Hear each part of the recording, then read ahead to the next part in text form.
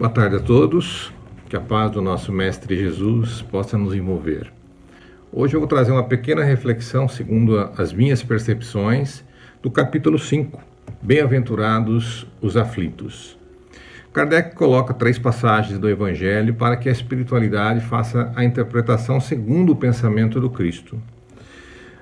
O primeiro trecho do Evangelho citado, que eu acho que é o que sintetiza os outros dois, é o de São Mateus, capítulo 5, versículos 4 a 10.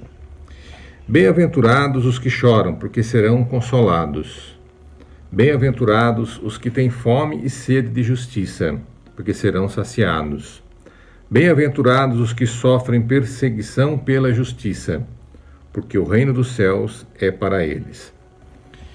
Se nós interpretarmos essa passagem do Evangelho de maneira muito simples, muito literal, nós não vamos conseguir atingir o pensamento do Cristo.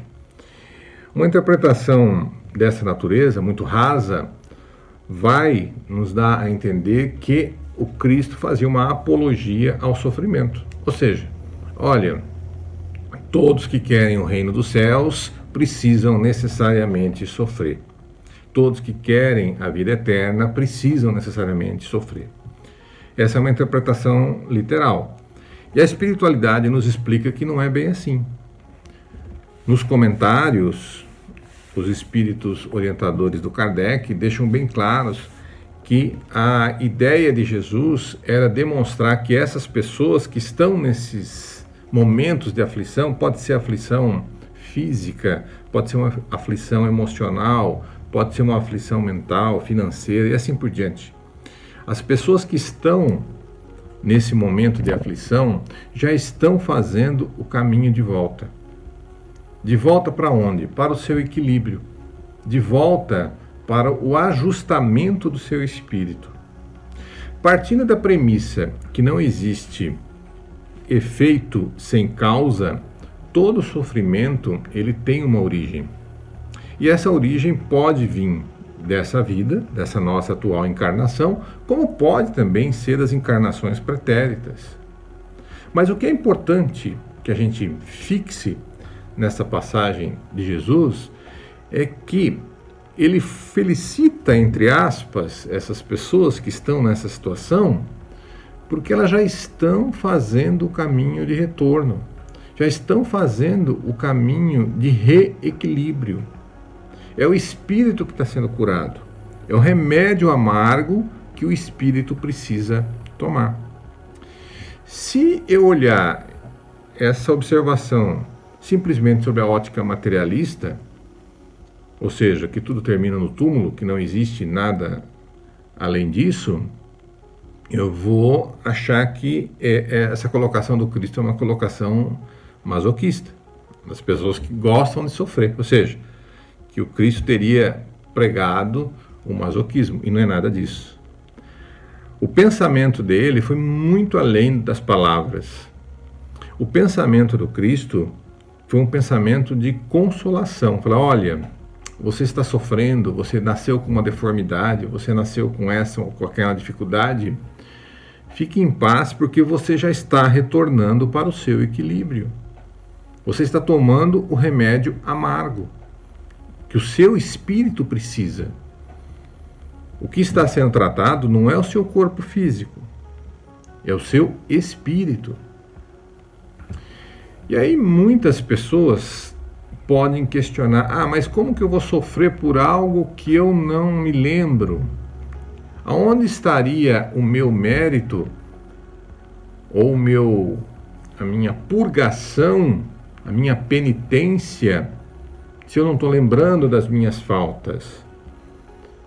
O termo penitenciária, para quem não sabe, né, que é a prisão, ela vem de penitência, ou seja, a pessoa é encarcerada para sofrer uma sanção aqui na nossa sociedade e, ao mesmo tempo, penitenciar sobre o erro que ela cometeu. Então, muita gente pode questionar, mas como que eu nasci com uma determinada deformidade se eu não me lembro do que me aconteceu no passado?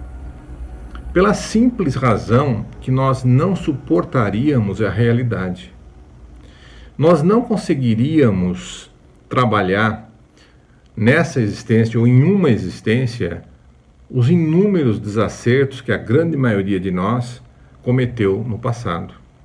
Se em uma encarnação eu já tenho inúmeras dificuldades de me ajustar, de me acertar, porque eu venho de uma sucessão de erros nessa vida, grande maioria de nós. Se eu tenho dificuldade de me ajustar com esses erros dessa encarnação, imaginem se eu lembrasse, não vou dizer lembrar de todas, mas se eu lembrasse da última encarnação só. Provavelmente uma grande parte de nós iria desaguar num manicômio. Nós não teríamos condições emocionais ou mentais de ajustar tudo isso, lembrando dos fatos. Lembrando dos fatos. Porque o nosso espírito, ele esqueceu, nós estamos na vigília, nós esquecemos dos fatos. Mas nós temos o que a espiritualidade chama de memória emocional. Ou seja, do ponto de vista emocional, nós temos tudo armazenado e o nosso eu interior, ele tem isso de forma muito acessível. Aqueles que buscam o autoconhecimento vão aos poucos descortinando essas memórias emocionais, que são as memórias do nosso passado, das nossas vidas passadas. Então nós esquecemos o quê? Os fatos. Nós não suportaríamos saber que eu fui um homicida de um parente meu muito próximo, ou que eu fui vítima de um parente muito próximo, ou inúmeras coisas desacertadas que todos nós fizemos. Então, o esquecimento, a espiritualidade nos coloca que é uma bênção para nós. É uma bênção de Deus. Deus nos dá a possibilidade de corrigirmos os nossos desacertos, esquecendo temporariamente os nossos erros, esquecendo temporariamente os fatos que geraram o nosso desequilíbrio espiritual. E aí, quando nós nascemos com algum problema, pode ser qualquer dificuldade, pode ser financeira, pode ser física, pode ser motora, pode ser qualquer coisa. Quando nós nascemos com alguma limitação, qualquer ordem que seja, nós já programamos isso na erraticidade.